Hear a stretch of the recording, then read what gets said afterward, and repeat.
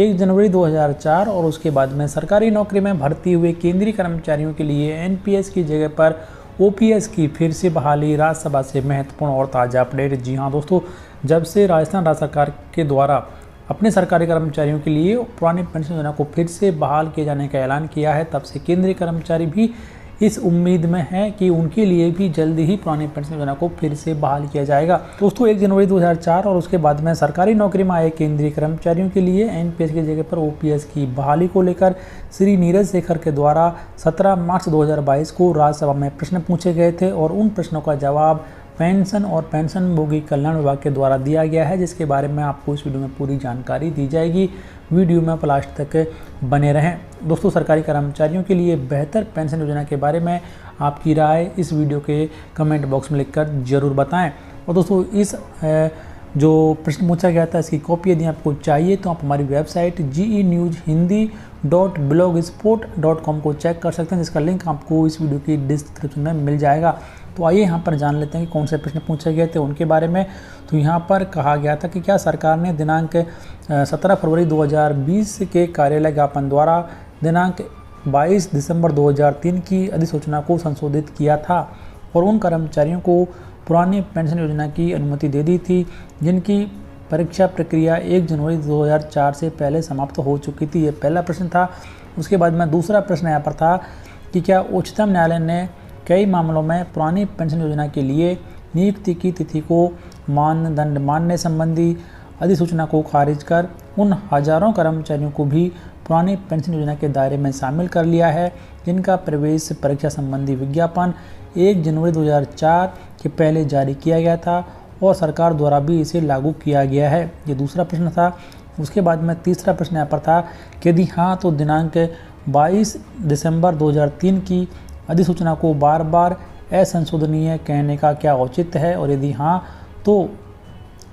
उपयुक्त क और ख को देखते हुए सामान्य आदेश कब तक इसके संबंध में सरकार के द्वारा जारी किए जाएंगे। तो इस तरीके से ये 4 महत्वपूर्ण प्रश्न पूछे गए थे एनपीएस की जगह पर ओपीएस की बहाली को लेकर। तो इन सभी प्रश्नों के जवाब कार्मिक लोक शिकायत और पेंशन मंत्रालय तथा प्रधानमंत्री कार्यालय में राज्य मंत्री डॉक्टर जितेंद्र सिंह के द्वारा दिए गए हैं, जो कि इस प्रकार हैं। तो उनके द्वारा कहा गया है कि वित्त मंत्रालय आर्थिक कार्य विभाग के दिनांक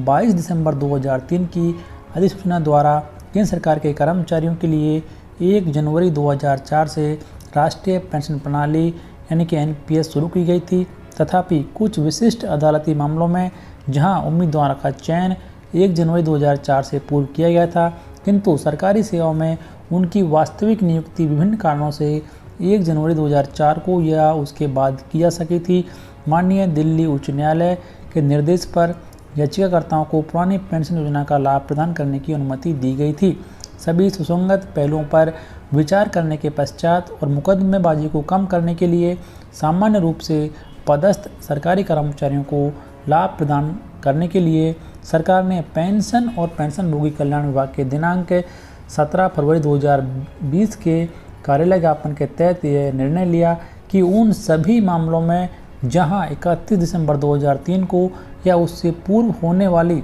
रिक्तियों के सापेक्ष भर्ती के लिए परिणाम 1 जनवरी 2004 के पूर्व घोषित किए गए थे, उनके लिए केंद्रीय सिविल सेवा पेंशन नियमावली 1972 के तहत कवर किए जाने के लिए एक बार विकल्प दिया जा सकता है। तो ये यहाँ पर साफ कह दिया गया है कि जिनके भर्ती के विज्ञापन 1 जनवरी 2004 से पहले निकल गए थे और भर्ती के लिए परिणाम भी 1 जनवरी 2004 से पहले घोषित कर दिए गए थे, उन सभी कर्मचारियों को एनपीएस की जगह पर ओपीएस का लाभ दिया जाएगा। उसके बाद में यहाँ पर कहा गया कि माननीय उच्चतम न्यायालय ने उन सरकारी सेवकों जिनकी चयन प्रक्रिया 1 जनवरी 2004 के पश्चात पूरी हुई थी, उनको भी पुरानी पेंशन योजना का लाभ प्रदान करने की अनुज्ञा देने वाले माननीय उच्च न्यायालय के आदेशों के विरुद्ध भारत संघ द्वारा दायर कुछ एसएलपी को खारिज कर दिया है। तथापि दिनांक